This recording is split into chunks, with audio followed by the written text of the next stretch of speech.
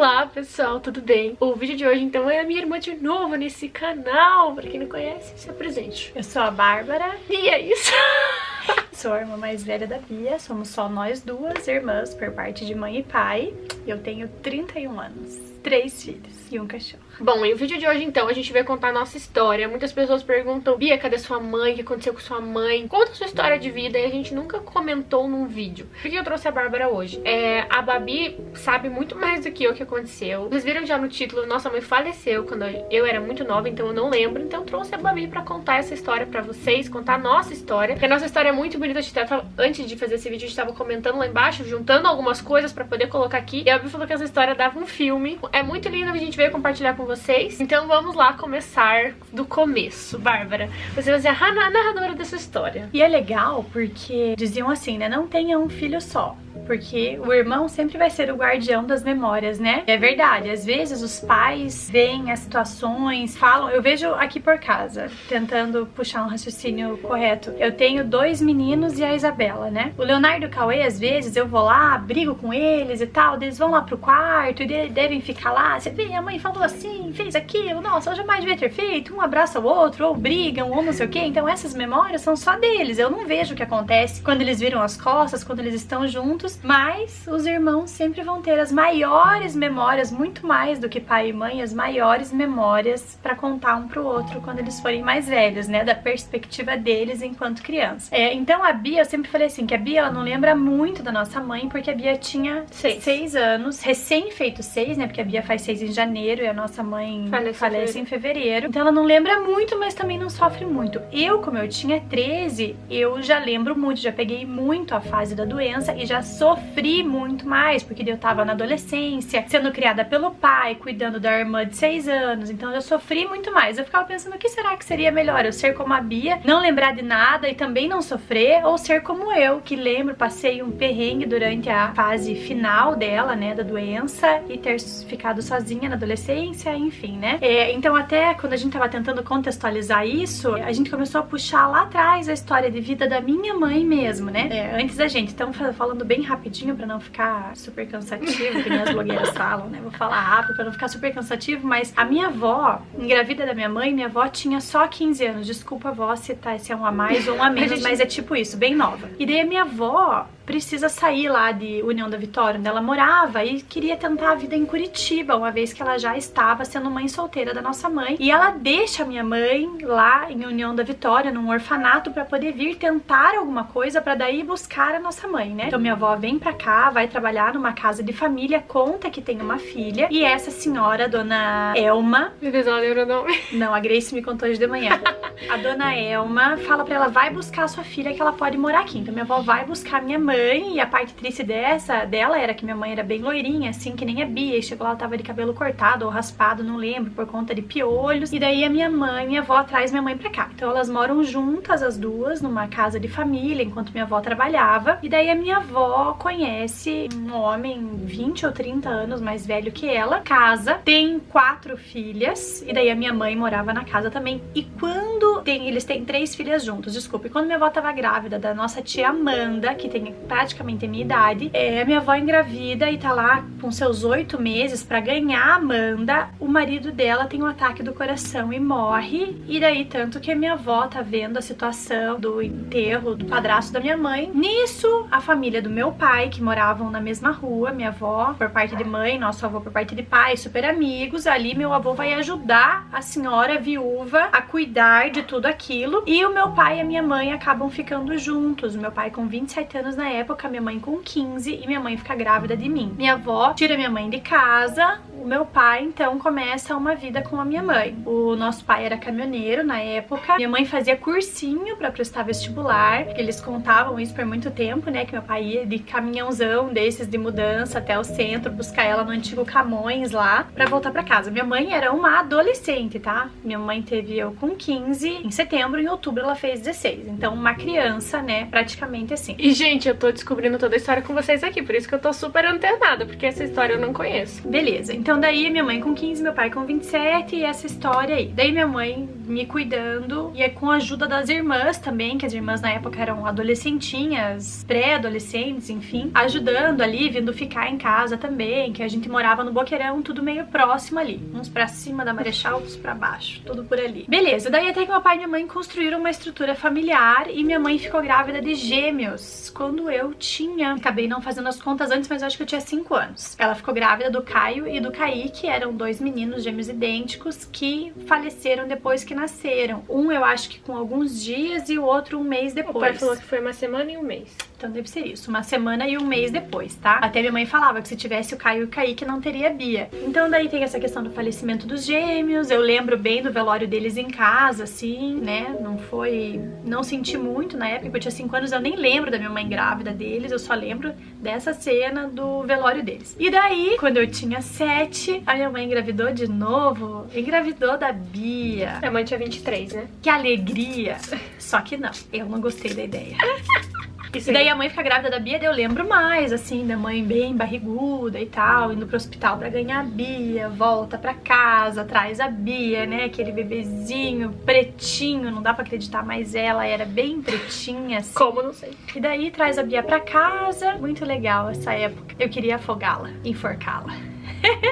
De todos os jeitos, que eu fui por 8 anos filha única. Disseram que você enfiava o cobertor no meu nariz. Isso eu que te falava. Que eu pegava os pelinhos do cobertor e enfiando dentro do nariz dela até ela espirrar. Depois eu tirava. Ai, meu Deus, se meus filhos fazem isso hoje em dia, eu ficaria muito brava. Quem que me contou que você colocava um cobertor? Eu mesma, porque eu sempre fui de assumir meus erros. Eu mesma cobria a cabeça dela. Minha mãe, vai lá cobrir a Bia, só não cobre a cabeça. Beleza. E se eu fizer um nó? Será que fica quentinho?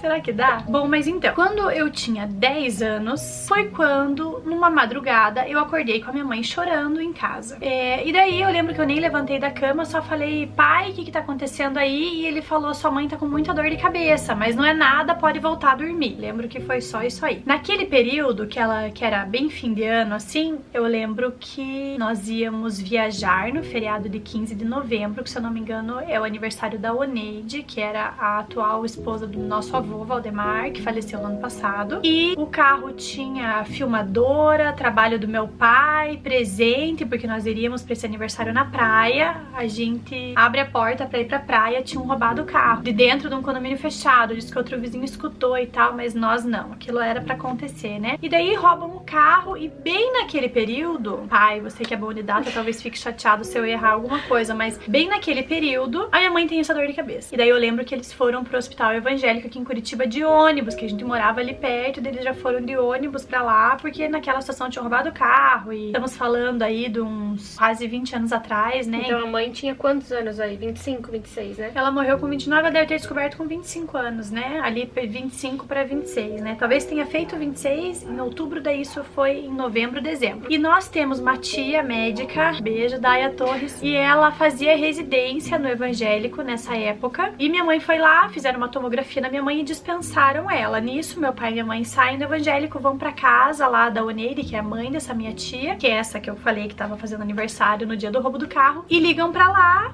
porque souberam ali, né, meu pai falou, nós somos parentes da Daiane e tal, e daí quando eles chegam lá, eles ligam pra lá e falam, você, o parente, né, da Daiane, tá aí, que fez uma tomografia, ela precisa voltar. Precisava voltar porque o câncer da nossa mãe, ele já tinha um tamanho grande, ele já era quase inoperável, né? Então mandam ela voltar pra lá. Quando minha mãe volta pro evangélico, ela já pegou lá o atendimento no SUS, e que não dá pra sair, né? Você tá ali num leito e tal, não dá pra sair. Então daí ali já começaram os tratamentos com relação à doença mesmo, ao câncer. Foi descoberto que era um astrocitoma anaplásito, então um câncer de 4 graus, o dela era o grau 3. Ela nunca teve nenhum outro sintoma. Até eu lembro que na época se especulava se ela bateu a cabeça quando era pequena, o que foi que aconteceu, mas nunca minha mãe teve nenhum outro sintoma. Tontura, enxaqueca já é da parte da minha família, das nossas tias, né, a Bianca, as minhas outras tias sofrem muito com isso, minha avó também, mas a minha mãe nunca nesse ponto, assim, de precisar ficar no quarto escuro, náuseas, nada. Ela só teve essas dores de cabeça pontuais, né, e daí começou-se um tratamento que ela ficou 3 anos lutando contra a doença, fez 3 cirurgias, ela abriu a cabeça 3 vezes, né, era de fora a fora, aqui, cortavam, abriam a princípio para biópsia, depois fazendo um parênteses aqui, eu fui trabalhar como voluntária no Erasto Gettner e eu aprendi que o que eles fazem nessa época, pelo menos faziam, estamos falando de 15 anos atrás, era abrir para dar uma folga pro cérebro até o crânio se fechar novamente, para dar um pouco mais de qualidade de vida pra pessoa, porque a partir do momento que tá tudo fechado ali, aquela bola crescendo, aquilo vai te dando muita dor de cabeça, vai te dando, né? Então eles abriam de modo que davam um alívio um pouco pro paciente, um pouco mais de sobrevida, um pouco mais de esperança, talvez, até que se fechasse e começasse tudo de novo, né? Então ela abriu a primeira vez, até acreditou, nossa, que era cura, né? Enfim, mas não dava, porque hoje a gente vendo o câncer dela era bem no meio da cabeça, né? Abrir ali, tirar ele inteiro é algo sobrenatural, seria assim um milagre de Deus, né? Se Deus quisesse, se fosse isso que era pra acontecer na vida da nossa mãe, isso teria acontecido, mas não era pra acontecer, era pra ser diferente. Então ela abre naquele fim de ano, daí ela começava passando o ano bem, nossa, deu tudo certo. Nossa mãe, o sonho dela era aprender a dirigir, o sonho, e ela nunca conseguia. Ela era canhota, daquelas canhotas terríveis, não sei se existe essa palavra, mas que assim, não sabe nem pra que lado que é o direito, só existe o esquerdo na vida, sabe? E eu lembro que essa era uma grande dificuldade dela, de até passar, de conseguir nos pedais e tudo, ela era muito canhota e segundo ela era isso que atrapalhava muito. E quando ela parou a primeira vez, ela falou, vou tirar a carteira. Gente, eu lembro da emoção até hoje, eu não sei onde é que meu pai estava, quando eu olhei pra fora e da nossa sala dava pra ver um espaço onde dava pra colocar o carro, eu vi o carro estacionando ali, um Monza azul que a gente tinha. Enorme. E eu vi estacionando, fui lá fora, mãe, foi você! Acho que não era um Monza, porque agora voltando aqui, podia ser, mas não importa qual carro. Que é o moço. Deu, mãe, você estacionou o carro aqui. E nós morávamos lá no Boqueirão, onde era uma subidona pra chegar no sobrado, depois uma rampona pra entrar no condomínio. Então, assim, era pra alguém com um pouquinho de experiência pra dirigir, né? Na habilitação, acho que era isso que eu queria dizer. E ela estacionou o carro ali, eu fiquei muito feliz, porque daí, quando ela abre a cabeça a primeira vez, talvez ali começou, né? Não vou deixar os meus sonhos morrerem, quero fazer isso. Eu lembro dela dirigindo, chegando até hoje em casa. E daí foi-se o segundo ano, na mesma situação. Nisso, ela tentou fazer radioterapia, ela tentou fazer quimioterapia. Esses dias eu tava no impasse com meu pai, se era uma sessão de quimioterapia, várias, daí eu nem lembro o que ele me respondeu, mas eu lembro que ela chegou a fazer quimioterapia e radioterapia também. Eu fui com ela uma vez lá no Erasto, né, ela fazia as sessões de radioterapia e era muito triste, porque a nossa mãe, uma mulher nova, muito vaidosa, ontem mesmo aqui em casa, hoje é dia 26 de abril e ontem, dia 25, sábado, eu e a Bia, nós vimos vários vídeos, porque meu pai tinha uma câmera filmadora na época e eles faziam vídeos caseiros assim, e daí eu falei pra Bia antes da gente ver o vídeo, eu falei, Bia, quando você vê o vídeo, ela tá usando um tipo de roupa que nós usaríamos hoje, com certeza, sabe, um body, uma saia dessas que vem até a cintura, de amarrar, coisa mais linda assim, muito caprichosa, um Natal, uma mesa bem bonita, decorada, e ela era muito vaidosa. E daí o que acontece? Ela adoece, começa a tomar corticoide, começa a tomar lá um remédio chamado Decadron, lembro como hoje, porque meu pai precisava viajar de segunda a sexta ainda, porque ele sempre trabalhava depois de caminhoneiro, daí ele começou a achar uma outra profissão, começou a viajar fazendo guias da Unimed, vendia anúncio pros médicos e tal, então ele tinha que viajar de segunda a sexta e só voltava pra casa fim de semana. Nossa mãe tomava muitos remédios por dia, então no começo ela dava conta sozinha, de uma parte pra frente, meu pai falava, ó, tá aqui os remédios, daí tinham aqueles divisorezinhos de segunda, terça, quarta, quinta remédio. E daí eu abria, colocava ali as quantidades e tinha que ir oferecendo, mas ela tomava muitos remédios. Acho que o pai falava tipo 20 cápsulas por dia, assim, de remédio. Então era muita coisa, ela tinha que tomar. Com isso, ela inchou demais. Então, assim, eu sempre, gente, referencial pra mim, né? A minha mãe, como ela tinha problema de engordar, ela comia em pé. Quantas vezes eu vi isso? Num pires. E ela comia, assim, bem rápido, em pé no pires, pra comer rápido e só comer folha e vivia de dieta, assim, né? Ela se cuidava um monte. Lembro de eu chegar da escola, ela tinha uma bicicleta ergométrica no quarto e ela... Ai, Babi, pega uma garrafa de água pra mim. Mas ela queria aquelas garrafas, assim, de 1 litro, 2, sei lá, que guardava na geladeira, tomava aquilo abdominal. 1000 por dia, gente, 1000 por dia abdominais em casa. Eu não consigo fazer uma sessão de exercícios que passa na televisão e eu tenho como fazer e não faço. Ela fazia um monte de pedalada, um monte de... Ela era assim, nessa questão de se cuidar, mãe, Você foi maravilhosa. E daí ela engordou um monte com isso, tomando todos esses remédios. E eu lembro de um dia, nós indo para um Natal na casa da minha avó. A minha mãe já estava muito mal. Inclusive eu tinha uma fotinho pequenininha desse dia, ela sumiu. Você pegou? Não. Por que você falou que lembra? Porque eu lembro dessa foto, a mãe sentada na casa da avó, acho que eu tava no colo dela e ela tá com uma faixa. Isso, uma foto muito triste de se ver, muito triste, porque ela ficou bem grande, como o câncer era do lado direito, o esquerdo já não funcionava mais, ela tava muito inchada, e daí ela bem assim pra mim, e eu tentando arrumar ela do meu jeitinho, na frente da cama, daí eu falando, mãe, dá pra gente colocar um lenço, assim, eu tinha 11 anos, e ela falou assim, Babi, você tá vendo isso aqui? Daí aqui era cheio de estria, assim, ela falou, isso aqui vai ser a marca de que eu venci, não me importo com esse peso, mas a gente via que ela se importava, né, ela era hiper vaidosa, claro que ela se importava, então, isso machucou muito ela ter engordado, mas ela não perdia a esperança, não entregava os bets, não. Hoje, claro que a família sempre tem muita esperança nesse contexto, muita esperança, mas hoje eu vendo, se eu conhecesse uma história assim, eu saberia que esse seria o fim, né? Se Jesus quisesse que fosse assim, né? Porque eu creio que Deus, quem escreveu a minha história, da Bia, da minha mãe, era pra ter acontecido dessa forma, né? Não foi algo que foi feito no passado, não foi castigo, não foi nada. Era pra ser assim, era pra viver só 29 anos, né? Assim como no Sutil era pra viver só 25 anos. Então eu creio e isso me conforta, porque Deus quis assim, não é? Queria que tudo isso tivesse acontecido. E daí ela opera a terceira vez, 2001, ela opera a terceira vez. E o meu pai, que sempre arrumava na associação dos fiscais lá, a gente passava alguns finais de ano, locava-se chalés, apartamentos e tal, e nós passávamos lá. E daí no fim daquele ano ele fala assim, vai você, a Bia, leva uma amiga sua, Rafa Gondro, minha amiga querida, que guarda muitas lembranças dessa época minha, e vocês vão pra praia com a minha tia Dani Shorne também, uma tia maravilhosa nossa, foi junto pra lá, e meu pai ficou aqui em Curitiba porque ele foi operar o nariz, porque ele tinha brigado no trânsito, levado um soco no nariz e tava operando o nariz. Eu não sabia, né?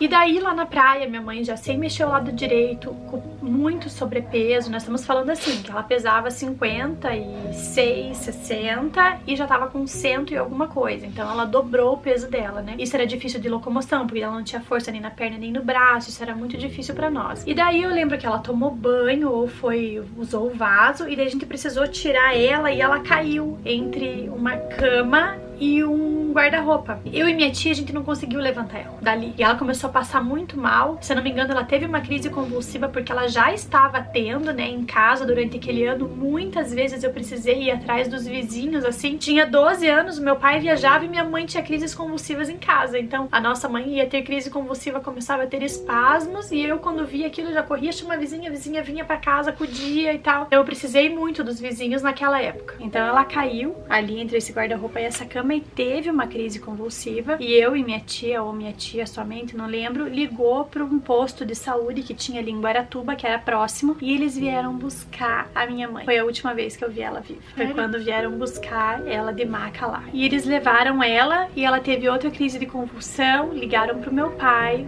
veio operado para buscar ela aqui, e ele disse que no caminho ela teve outras crises convulsivas até chegar em Curitiba, né? E daí ele chegou e foi levar ela direto pro hospital evangélico, e nessa hora eles falaram que não teria mais o que ser feito. A doença já estava num estágio bem avançado e não tinha mais o que se fazer. E eu fico pensando como que meu pai recebe essa notícia, né? Porque, como eu disse, a família sempre acha que tem uma esperança, né? Uma última esperança. Então, meu pai, né, comigo e com a Bia é tão pequenininha, eu adolescente, e pode levar essa mulher pra casa, ou ela vai falecer aqui ou vai falecer em casa. E eu estava na praia com a Bia e com essa minha tia e com a minha amiga, e eles levam a minha mãe pra casa da minha avó, e lá é a minha avó e as irmãs, né, ainda tiveram um tempo com ela. Uma lembra de ter pintado a unha, elas me contaram isso a lá em casa. outra lembra de ter feito outra coisa com ela, tiveram alguns momentos com ela ali antes de tudo, né. E daí, eis que no domingo, muito cedo, para uma caminhonete lá dentro do clube, era o pai da minha amiga, falando, nós precisamos ir embora pra Curitiba agora, né. E eu falei, tio, deixa eu só recolher aqui. Não, é pra vocês deixarem como tá o chalé e ir embora, mas eu não me dei conta de nada. Tanto que chegando em Curitiba, eu pedi o celular do pai da Rafa, do seu Evaldo, pra ligar pro meu pai pra dizer, pai, posso ir almoçar na Rafa? Como era corriqueiro, nossa, né, uma sempre estava na casa da outra. E ele falou, não, você precisa vir agora pra casa da tua avó. E daí eu lembro do pai da Rafa me deixando, tinha um carro só lá na frente, e a hora que eu entro dentro da casa da avó, meu pai tá num canto, abaixado assim, numa posição fetal assim, parado, e a minha mãe na sala já, numa cama já gelada, que ela tinha falecido naquela noite ou amanhecendo, não lembro, e tinham nos chamado porque isso havia acontecido. Eu lembro de ter abraçado ela gelada. Foi uma sensação de uma tristeza muito enorme misturada com alívio. Alívio porque a nossa mãe sofreu demais até antes de falecer. Quando nosso tio faleceu em março do ano passado, foi muito dolorido. Eu falei que foi a dor mais dolorida que eu já senti, e daí eu pensei, uau, mas eu perdi minha mãe também aos 13 anos, mas não foi a mesma coisa. Porque quando você tem uma pessoa sofrendo ali, e a morte é o descanso. A morte para nós cristãos é a volta para casa, né? A pessoa não morreu, ela voltou pra casa, voltou de onde ela veio, de onde ela vai ser feliz eternamente, longe de dores e tudo mais. Mas pra mim, enquanto adolescente ali, eu era uma criança perdendo a sua mãe, mas muito aliviada também do excesso de sofrimento, né? Muitos remédios, radioterapia, quimioterapia, dores sem parar, muitas dores. A Amanda e a Daya me contaram quando foram lá na minha casa, que nesse dia elas acordaram e daí a mãe pediu alguma coisa pra elas, e colocaram a mãe na sala, daí a mãe pediu pra ficar sozinha com o pai, daí ela pede pro pai levantar ela assim e começa a beijar o pai e pergunta, é o São José, por que tem que ser assim? Aí nisso o pai vai lá pra fora e quando ela começa a vomitar muito sangue, não para de vomitar sangue, se engasgar com o próprio sangue, e daí a Amanda e a Gego, a Amanda e a Daya estavam com ela, e daí a avó vai lá pra fora e fica, por favor, filha, vai embora, por favor, por favor, por favor. Daí a hora que chamam a avó é porque ela já tinha ido. Daí foi a hora que falou que você chega. Mas já não tava mais aqui. E é triste, né? E pra finalizar essa história, todo esse período que ela tava sofrendo, ela escreveu um diário. Ela escreve diário falando do sofrimento dela. Até a Babi me manda, eu não li esse diário ainda, a gente vai fazer um próximo vídeo falando, o diário tá aqui com a gente. Ela fala assim, por um milagre eu quero ser vó. Ela fala como ela quer morrer, fala do meu aniversário, fala do aniversário da Babi. Então a gente vai ler juntos porque eu não li esse diário ainda. E detalhe, né? Não que eu tenha escondido da Bia, mas como o diário ficou comigo, e a Bia também nunca veio pra mim assim com super interesse, me dá o diário, eu vim aqui pra buscar, eu sempre deixei quieto, porque o meu pai sempre falou assim, né, não é um diário de uma vida feliz, é um diário de uma trajetória de uma doença, né? E olhem que lindo. Não sei se vai focar, mas ela começa falando assim, que o sol brilha lá fora e a Bia está brincando. É muito lindo. Fora que ela deixa conselhos pra nós, assim, tipo, Babi, Bia, façam tal coisa. É muito lindo. E a Bia vai ver a primeira vez aqui num vídeo que vai ser gravado pra vocês, porque ela nunca viu o diário. E é muito emocionante. Então, gente, é isso. Vocês queriam saber o que aconteceu, acho que a Babi conseguiu dar uns detalhes pra vocês.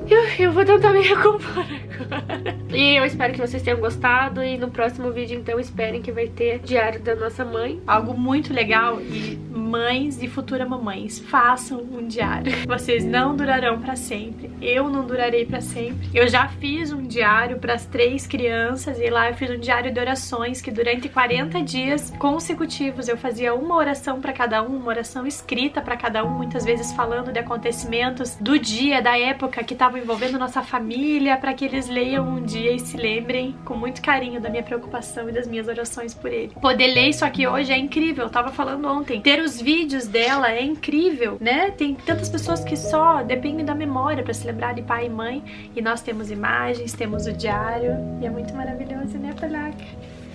É isso, gente. Beijo. Tchau.